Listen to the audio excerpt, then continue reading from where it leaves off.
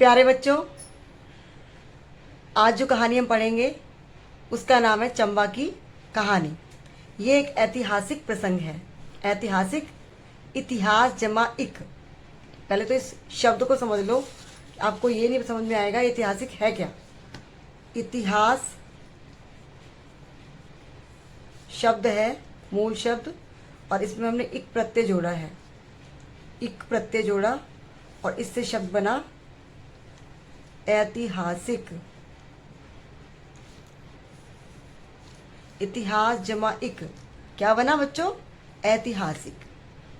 अगर आपको उपसर्ग और प्रत्यय की वीडियो देखनी हो तो उसकी वीडियो मैंने डाली हुई है, चैनल पे जाकर के आप देख सकते हैं। ठीक है, तो चलिए अब इस पाठ को शुरू करती हूँ। ध्यान से सुनिएगा, बहुत अच्छी कहानी है और आपके एग्जाम में भी आ रही है, इसलिए बहुत ध्यान सुनना और समझना भी साथ में। ये एक ऐतिहासिक कहानी है, इतिहास से संबंधित है। हिमाचल प्रदेश की एक राज्य की कहानी है। जो चंबा स्थान है, चंबा, वो हिमाचल प्रदेश में स्थित है। तो चलिए पाठ को पढ़ना शुरू करती हूँ और साथ में समझाती भी जाऊंगी। ध्यान सुनिएगा और समझिएगा। हिमाचल प्रदेश अपने प्राकृतिक सौंदर्य के लिए जाना जाता है। इस राज्य में स्थित चंबा शहर का अपना रोचक इतिहास है। प्रस्तुत लेख में इस शहर के इतिहास की संक्षिप्त जानकारी दी गई है। संक्षिप्त इस शहर के बारे में भी थोड़ी जानकारी दी गई है, पढ़िए और जानिए। चंबा हिमाचल प्रदेश के चंबा जिले में स्थित एक प्राचीन कस्बा है। चंबा जो है वो जिला भी है चंबा, और कस्बे का भी नाम है। जैसे आपने गाँव के नाम सुने होंगे, गांव जो होते हैं, गांव किसी न किसी जिले में स्थित होते हैं। तो यहाँ पर जिले का नाम भी चंबा है और उस कस्बे का नाम भी चंबा है, जिसकी हम बात करने जा रहे हैं। कस्बे का नाम भी क्या है? चंबा। ये चंबा नाम पड़ा क्यों, या क्या खास बात है, या क्या ऐतिहासिक घटना इसके संबंध में है, उन सबके बारे में पढ़ेंगे। कौन कौन से दर्शनीय स्थल है यहाँ पर, उसके बारे में हम जानकारी प्राप्त करेंगे। ठीक है, तो ध्यान सुनिए। चंबा हिमाचल प्रदेश के चंबा जिले में स्थित एक प्राचीन कस्बा है। इसका प्राकृतिक सौंदर्य जितना अधिक मोहक है, मोहक मतलब मन को मोहने वाला, उतना ही रोचक इसका इतिहास भी है। यह कस्बा रावी नदी के तट पर स्थित है। कहाँ पर स्थित है ये जो कस्बा है? किस नदी के किनारे स्थित है? रावी नदी के किनारे स्थित है। यदि इस कस्बे के इतिहास के पन्ने पलटें तो पाएंगे कि चंबा का अस्तित्व दूसरी शताब्दी ईस्वी में भी था। उस समय चंबा क्षेत्र कोलियन जनजाति के अधीन था। इसका अस्तित्व पहले भी था, दूसरी शताब्दी में भी था, ईस्वी में भी था, और कोलियन एक जनजाति थी, उसके अधीन था। इस पर मारू राजवंश का शासन चलता था। जो राजा राज्य करते थे, उनका जो वंश था वो था मारू राजवंश। कौन सा था? ये प्रश्न पूछे जाएंगे, उसमें ध्यान रखना पड़ेगा आपको। जब प्रश्न पीछे आएंगे तो आप सबको ध्यान रहे, इसलिए मैं लिख के दिखाती जा रही हूँ कि कहीं से कोई प्रश्न भी आ सकता है पेपर में। ये नहीं है कि सिर्फ जो पीछे प्रश्न दिए वहीं से आएंगे। किस नदी किनारे चंबा स्थित है, तो आपको पता होना चाहिए कि रावी नदी के किनारे। जिला कौन सा है? चंबा। कहाँ पर स्थित है? हिमाचल प्रदेश में। तो इसीलिए मैं उनको लिख के दिखाती जा रही हूँ कि जो प्रश्न पेपर में आ सकते हैं। तो इसलिए इन सबको ध्यान से आप सुनते जाइए और नोट डाउन भी करते जाइए अपनी कॉपी में। उस समय चंबा जो थी कौन सी जाति के अधीन था? कोलियन जनजाति के। इस पर मारू राजवंश का शासन चलता था। किसका था? मारू राजवंश। और उसका राजा कौन था, इसके बारे में बात करेंगे अभी। मारू राजवंश के पहले राजा, पहले जिनसे वंश की शुरुआत हुई, उनका नाम था राजू मारू। क्या नाम था उनका? राजू मारू। ये पहले राजा थे। मारू राजवंश के जो पहले राजा थे उनका नाम था राजू मारू। उस समय इसकी राजधानी कौन सी थी? भरमौर। और जो चंबा कस्बे से लगभग 75 किलोमीटर की दूरी पर स्थित है। 920 ईस्वी पूर्व इसके शासक साहिल वर्मन ने अपनी राजधानी भरमौर से चंबा में स्थानांतरित कर ली। ठीक है, फिर से समझिए इस बात को। मारू राजवंश के पहले राजा थे वो राजू मारू थे। उस समय इसकी राजधानी भरमौर थी। हिमाचल प्रदेश की राजधानी भरमौर थी। जो चंबा कस्बे से लगभग 75 किलोमीटर की दूरी पर स्थित है। 920 ईस्वी पूर्व इसके शासक साहिल बर्मन ने किसको, भरमौर से चंबा को अपनी राजधानी बना लिया, स्थानांतरित कर लिया। स्थानांतरित मतलब चंबा स्थानांतरित कर ली, मतलब बदल दिया, वहां से बदल करके स्थानांतरण, बदलाव वो कर दिया। उन्होंने चंबा को अपनी राजधानी बनाने का निर्णय अपनी प्यारी पुत्री चंपावती के कहने पर लिया था। अब जो साहिल वर्मन थे वो कौन थे, 920 ईस्वी में शासक थे। इसके साहिल वर्मन ने अपनी पुत्री, प्यारी पुत्री के कहने पर इसका नाम चंबा रख दिया था, चंपा के नाम पर, मतलब पहले उसका नाम, उनकी पुत्री का नाम। अभी हम बात करेंगे साहिल वर्मन की। साहिल वर्मन, ये सभी प्रश्न पूछे जा सकते हैं। पहले शासक राजू मारू थे। साहिल वर्मन ने 920 ईस्वी जो में शासन किया साहिल वर्मन ने, और उन्होंने अपनी प्यारी पुत्री चंपा के नाम पर, इसका नाम चंपावती के कहने पर इसका नाम चंपा रख दिया, ठीक है। और चंपा से ही, चंपावती उनकी बेटी का नाम था, और चंपावती के नाम पर ही चंपा रखा, और चंपा से बन परिवर्तित हो गया वो चंबा में, शहर का नाम। राजू मारू के बाद उनके वंश के लगभग 67 राजाओं ने चंबा क्षेत्र पर राज किया। जो राजू मारू पहले शासक थे ना, राजू मारू जो थे, ये किसके थे शासक, मारू राजवंश के, ठीक है। तो इन्होंने शासन किया। इसके बाद 67 राजाओं ने, इस राजवंश के 67 राजाओं ने चंबा क्षेत्र पर राज किया। इसके बाद क्या हुआ, सन 1948 में भारतीय संघ में सम्मिलित कर लिया गया इस क्षेत्र को, चंबा क्षेत्र को। कहाँ पर, भारतीय संघ में। 1948 में देश आजाद हो गया 1947 में, तो भारतीय संघ में इसको शामिल कर लिया गया। एक शहर के नामकरण एवं चंपावती के विषय में भी, इस शहर का नामकरण कैसे हुआ, नाम कैसे चंबा पड़ा, इसके बारे में एक कहानी है। उस कहानी को हम पढ़ेंगे, बड़ी अच्छी कहानी है, ध्यान सुनिएगा। इस शहर के नामकरण एवं चंपावती के विषय में भी एक कहानी प्रचलित है। कहा जाता है कि जो राजा साहिल वर्मन थे, उनकी कोई संतान नहीं थी। उसे फिर किसी वरदान के अंतर्गत, उनकी कोई संतान नहीं थी, और किसी वरदान के तहत उसके अंतर्गत उनको 10 पुत्रों व 1 पुत्री चंपावती की प्राप्ति हुई। उनके 10 पुत्र हुए, वरदान के द्वारा उनको प्राप्त हुए 10 पुत्र और 1 पुत्री, जिसका नाम उन्होंने चंपावती रखा। उसकी इसी पुत्री ने अपने पिता से विनती की कि वह अपनी राजधानी घाटी में किसी अन्य स्थान पर बनाए। जो राजधानी थी वो वहां से परिवर्तित कर करके, जो भरमौर थी ना, भरमौर से वहां से परिवर्तित कर दे, बदल दे उसको, और घाटी जो पूरा ये क्षेत्र फैला हुआ था, उस घाटी में किसी और स्थान पर बना ले। उन्होंने उसी के कहने पर चंबा शहर की स्थापना की और उसे अपनी राजधानी भी बनाया। उस समय चंपावती के नाम पर ही इसका नाम चंपा रखा गया। चंपावती के नाम पर इस शहर का नाम चंपा रखा गया, और बाद में वो धीरे धीरे चंबा के नाम से प्रचलित हो गया शहर का नाम। यह भी कहते हैं कि चंबा कस्बे की स्थापना एक आश्रम से हुई थी। यहाँ एक आश्रम हुआ करता था। ये भी एक कहानी प्रचलित है कि जो चंबा कस्बा था, उसकी स्थापना एक आश्रम से हुई थी। वहाँ एक आश्रम बना हुआ करता था बना हुआ, उसमें चंपावती आए दिन आती जाती रहती थी। जो आश्रम बना हुआ था वहाँ पर, चंपावती वहाँ पे आए दिन जाती आती रहती थी। उसके इस व्यवहार पर राजा के हृदय में संदेह उत्पन्न हो गया। उनको लगा उनकी पुत्री पता नहीं कहाँ जाती है, किससे मिलने जाती है। एक दिन क्या हुआ, राजा ने सच्चाई जानने का निश्चय किया। किसने, राजा ने, उनके पिता साहिल बर्मन ने। उन्होंने निश्चय किया कि मैं जाऊं, पता करूं ये लड़की जाती कहाँ, किससे मिलने जाती है, क्या करती है वहां जा करके। और वह अपनी पुत्री का पीछा करते हुए आश्रम वाली जगह पर पहुंच गए। किंतु जब वह वहां पहुंचा तो हैरत में पड़ गया। वहां न कोई आश्रम था और न ही उसकी बेटी। और उसकी बेटी क्या बोलती थी कि मैं आश्रम में जा रही हूँ। जब उनको शक हुआ और वहां पहुंचे तो उनको ना उनको बेटी मिली अपनी, और ना ही वहां पे आश्रम मिला। उसी समय एक आकाशवाणी हुई। आकाश से एक ऐसी बहुत तेज आकाशवाणी हुई और आवाज सुनाई दी, जिसने क्या कहा, राजा को बताया कि उसने अपनी पुत्री के चरित्र पर संदेह किया है।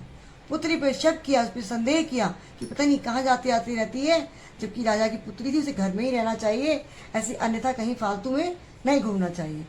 तो क्या आकाशवाणी हुई कि अपनी पुत्री के चरित्र पर संदेह किया है, शक किया है, इसीलिए वह उसको अब कभी वापस नहीं मिल सकेगी और ना ही वो आश्रम मिलेगा। उसने अपनी पुत्री को स्थायी रूप से खो दिया था, हमेशा के लिए खो दिया था। ये उसकी सजा थी। राजा को अपने व्यवहार में बहुत दुख हुआ कि 10 पुत्रों के बाद उसको एक पुत्री की प्राप्ति हुई, इतनी प्यारी पुत्री थी, अपने मैंने शक के कारण और मैंने अपनी पुत्री को खो दिया। बहुत दुखी था वो, अपने व्यवहार पे बहुत पछतावा हो रहा था और दुख का भी अनुभव हो रहा था। सत्य सामने आने पर वह पश्चाताप की अग्नि में जलने लगा, बहुत दुखी होने लगा, रोने लगा, विलाप करने लगा, परेशान होने लगा कि मेरी पुत्री को मैं कभी नहीं पाऊंगा, और वो बहुत ही दुखी हो गया। तब उसने क्या किया, उसने उसी आश्रम जहाँ पे उसने कहा था कि मैं आश्रम में जाती हूँ, और जिस स्थान पे वो गई थी और उसको नहीं मिली वहाँ से, तो उसने उस आश्रम के स्थान पर एक मंदिर का निर्माण करवा दिया और उसने मंदिर के चारों एक कस्बा भी स्थापित किया, मंदिर बनवाया उस आश्रम की जगह जहाँ पे गया था वो, कि आश्रम में जाऊंगा, देखूंगा पुत्री कहाँ है। उस आश्रम के स्थान पर उसने एक मंदिर की स्थापना करवा दी और आसपास उन्हें चंबा कस्बे की भी स्थापना करा दी। यह मंदिर चंपावती मंदिर के नाम से आज भी स्थित है। देखिए देखिए चित्र देख रहे हैं ना, चंपावती मंदिर। ये मंदिर जो है चंबा जिले में, चंबा क्षेत्र में, चंबा स्थान पर, कस्बे में आज भी स्थित है। और जो उनकी पुत्री है राजा की, साहिल वर्मन की, उसकी एक देवी के रूप में आराधना की जाती है, पूजा की जाती है। यहाँ प्रतिवर्ष एक मेला भी रखता है। यह मेला एक जो है बहुत ही बड़ा मेला लगता है और यह उत्सव बैसाखी के प्रथम दिन से प्रारंभ होकर के 21 दिन तक चलता है। जो यहाँ पर बैसाखी के अवसर पे पहले दिन से मेला चलता है ना, वो 21 दिन तक चलता है और वो वहाँ पर उसकी पुत्री की एक देवी के रूप में उपासना पूजा की जाती है। ऐसा नहीं है कि चंबा को आसपास के राजाओं ने अपने अधीन करने की कोशिश ना की हो। इस प्राकृतिक सौंदर्य से भरपूर क्षेत्र पर सदैव सबकी दृष्टि बनी। इतना सुंदर क्षेत्र था ये कि सभी राजाओं की दृष्टि इस पर थी कि इस पर कब्जा कर लिया जाए। मुगल बादशाह अकबर और औरंगजेब ने भी इसे अपने साम्राज्य का अंग बनाना चाहा। आपने अकबर का भी नाम सुना होगा और उसके और औरंगजेब का भी नाम सुना होगा आपने। तो वो चाहते थे कि इसको हम अपना साम्राज्य यहाँ पर बनाएं और हम इसको अपने काबू में ले लें, किंतु ऐसा करने में सफल ना हो सके। औरंगजेब ने क्या किया, इसे अपने साम्राज्य का अंग बनाना चाहा, लेकिन वो भी ऐसा न कर पाया। सन 1806 में गोरखे और स्थानीय पहाड़ी सरदारों ने संयुक्त रूप से इस पर आक्रमण कर दिया। उन्होंने इसके राजा संसार चंद को युद्ध में बुरी तरह पराजित किया। क्या किया 1806 में? सन 1806 में गोरखे थे वो, उनके पहाड़ी सरदारों पे उन्होंने सब मिलकर के आक्रमण कर दिया। गोरखों ने और स्थानीय पहाड़ी सरदारों ने संयुक्त रूप से आक्रमण कर दिया इस पर। और जो वहाँ का राजा उस समय था वो था संसार चंद। संसार चंद राजा का नाम था, उसको हरा दिया, बहुत बुरी तरह पराजित किया और यहाँ के शासक वे बन बैठे। कौन? गोरखे और जो पहाड़ी सरदार थे वहाँ के, उन्होंने आक्रमण करके संसार चंद को हरा दिया और वहाँ पे उन्होंने उसको अपने कब्जे में ले लिया। गोरखों ने क्या किया, कांगड़ा के किले पर भी आधिपत्य ले लिया, आधिपत्य स्थापित कर दिया, अपना अधिकार स्थापित कर लिया और जी भर के लूटपाट की। उन्होंने लगभग 3 वर्ष तक किले पर अपना नियंत्रण बनाए रखा, अपने कब्जे में रखा। बाद में 1809 में, देख रहे हैं 1806 में की कहानी थी सारी ये। 1809 में, सन 1809 में क्या हुआ कि संसार चंद की विनती पर लाहौर की शासक महाराजा रणजीत सिंह ने, इन्होंने संसार चंद ने 3 वर्ष तक गोरखों ने उस पर कब्जा कर लिया था। उन्होंने लाहौर कहाँ है? लाहौर जो अब पाकिस्तान में है, लेकिन वो पंजाब का एक हिस्सा था। पंजाब का एक हिस्सा था लाहौर, लेकिन वो अभी पाकिस्तान में स्थित है। तो वहाँ पर जो राजा थे महाराजा रणजीत सिंह थे, उन्होंने क्या किया, संसार चंद ने उनसे प्रार्थना की और मिल करके उन्होंने गोरखों को परास्त कर दिया। ठीक है, युद्ध में परास्त करने के बाद उन्होंने संसार चंद को, लेकिन क्या हुआ, संसार चंद ने महाराजा रणजीत सिंह से जो मित्रता की और युद्ध में उनको परास्त कर दिया गोरखों को, तो उन्होंने सोचा कि मैं अब इस पर आधिपत्य कर लूंगा, अपना राज्य वापस ले लूंगा। किंतु राजा संसार चंद को इसकी मुक्ति के लिए बहुत बड़ी कीमत चुकानी पड़ी। उनके द्वारा सिखों को कांगड़ा का किला, मतलब जो रणजीत सिंह थे उनके साथ मिल करके उन्होंने विजय तो प्राप्त कर ली, लेकिन क्या कीमत चुकानी पड़ी, जो कांगड़ा का किला था और 66 गांव, ये हमको देने पड़ गए महाराजा रणजीत सिंह को। बदले में इतना कुछ चुकाना पड़ा उनको, 66 गांव और कांगड़े का किला। सिखों के उपरांत क्या हुआ, अब सिखों के उपरांत चंबा ब्रिटिश शासन के अधीन आ गया। जब शासन चलता है सिखों का, उसके बाद क्या हुआ कि अंग्रेजों ने, ब्रिटिश मतलब अंग्रेजों ने उन्होंने इस पर कब्जा कर लिया और इस काल में चंबा में बहुत सारे विकास कार्य संपन्न किए गए। ये हुआ कि लेकिन चंबा में विकास कार्य बहुत सारे हुए और चंबा धीरे धीरे सुविधा संपन्न शहरों का रूप लेने लगा। चंबा शहर के अधिकांश भवन पारंपरिक भवन निर्माण सामग्री के प्रयोग से बनाए गए हैं। अधिकांश भवन पत्थरों से बनाए गए हैं। घरों को मजबूती प्रदान करने के लिए लकड़ी के क्षैतिरों का सहारा दिया गया है। लकड़ी के क्षैतिर, उनके तनों को काट काट के बनाया गया मजबूती देने के लिए। खिड़की दरवाजे सभी लकड़ी से बने हुए हैं। दरवाजों को सुंदर बनाने के लिए उन पर चित्रकारी भी की गई है। चंबा शहर में स्थित कुछ प्रमुख दर्शनीय स्थल है। चंपा देवी दर्शनीय स्थल बताए जा रहे हैं। अभी बाद की पंक्तियों में बताया जा रहा है कि अगर आप चंबा घूमने कभी जाते हैं तो वहाँ पे कौन कौन से प्रमुख दर्शनीय स्थल हैं। चंपा देवी मंदिर, ये आपको चित्र में दिखाई दे रहा है। अखंड चांदी महल, चंबा का चौगान, ये देखिए कांगड़ा का किला है। ये भूरी सिंह संग्रहालय, स्कॉटलैंड चर्च भी है। ये भूरी सिंह संग्रहालय म्यूजियम है। तो ये सब है और ये यहाँ के सब दर्शनीय स्थल हैं। हरी छत के लिए अखंड चांदी महल, अपनी जो अखंड महल है वो चांदी महल अपनी विविधतापूर्ण हरी छत के लिए जाना जाता है। इसे राजा उमेश सिंह ने बनवाया था। 1747 से लेकर के 1765 के बीच में इतना समय लगा बनाने के लिए, इस किले को बनवाने के लिए। चौगान, जिसका अर्थ है चौराहा। चौगान जिसका अर्थ है चौराहा, यह चंबा का हृदय माना जाता है। चौगान एक जगह है जिसे चंबा का हृदय माना जाता है। यह चारों तरफ से भव्य इमारतों और बाजार से घिरा हुआ स्थान है। स्कॉटलैंड चर्च भी एक दर्शनीय इमारत है जो देखने में बहुत अच्छी लगती है। इसे किसने बनवाया था? सेंट एंड्रयूज चर्च के नाम से भी जाना जाता है और इन्हें एक मिशनरी ने बनवाया था। भूरी सिंह संग्रहालय की स्थापना सन 1908 में हुई थी। यह चंबा के इतिहास के ज्ञान के लिए सबसे ही उपयुक्त स्थल है। यहाँ पर आपको सब कुछ, म्यूजियम में क्या होता है, किसी भी जो जिस चीज से संबंधित संग्रहालय होता है, म्यूजियम होता है, वहाँ की सारी चीजें जो होती हैं वहाँ पे संग्रहित करके रखी जाती हैं। म्यूजियम, संग्रहालय, जो भी मान लो नेहरू म्यूजियम अगर है तो क्या होगा, नेहरू जी के जीवन से संबंधित हर चीज वहाँ पर संभाल के रखी जाएगी। ऐसे ये जो भूरी सिंह संग्रहालय, चंबा की बहुत सारी चीजें वहाँ पर संग्रहित करके रखी गई हैं, संभाल के रखी गई हैं। और चंबा के इतिहास को जानना है अगर आपको तो भूरी सिंह संग्रहालय जरूर जाना चाहिए। इसे देखकर सभी अद्भुत प्रफुल्लता का अनुभव करते हैं और इस पाठ को पढ़ाने के बाद ऐसा लग रहा है कि मैं भी एक दिन चंबा के स्थान पर जरूर देखने जाऊं और आपका भी मन करेगा बच्चों कि कभी ना कभी अवसर मिला तो आप भी चंबा शहर को देखने जरूर जाइएगा। वाकई बहुत अच्छा लेसन है। एक बार शब्द अर्थ सुनिए ध्यान से।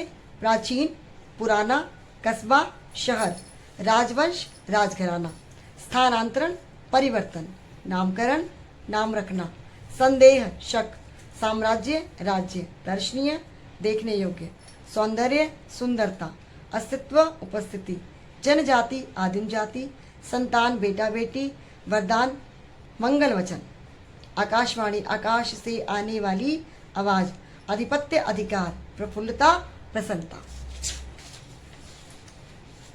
प्रश्न उत्तर सब मैं करवा चुकी हूँ आपको। ये सब खाली स्थान और वाक्य बनाओ, सारा काम मैं करवा चुकी हूँ आपको, ठीक है। इसलिए अब डिस्कस नहीं कर रही हूँ। ये पेपर की तैयारी अच्छे से करना। परीक्षा के लिए बहुत सारी शुभकामनाएं। सब बच्चे लिख के प्रैक्टिस करना, क्योंकि हिंदी और अंग्रेजी सिर्फ आप बोल बोल के याद कर लेते हो, उससे कोई फ़ायदा नहीं है। जब तक आप लिख करके अभ्यास नहीं करेंगे, प्रैक्टिस नहीं करेंगे, तब तक आपकी गलतियों में सुधार नहीं होगा और मात्राओं गलतियाँ करते रहेंगे, ठीक है। तो बच्चों ये कहानी बहुत अच्छी थी, पाठ भी बहुत अच्छा था, आप सबको भी अच्छा लगा होगा। और सब मन से पढ़ाई करना, पेपर की तैयारी अच्छे से करना, ठीक है। Okay, best of luck. बहुत सारी शुभकामनाएं आपके एग्जाम के लिए। Bye bye, have a nice day.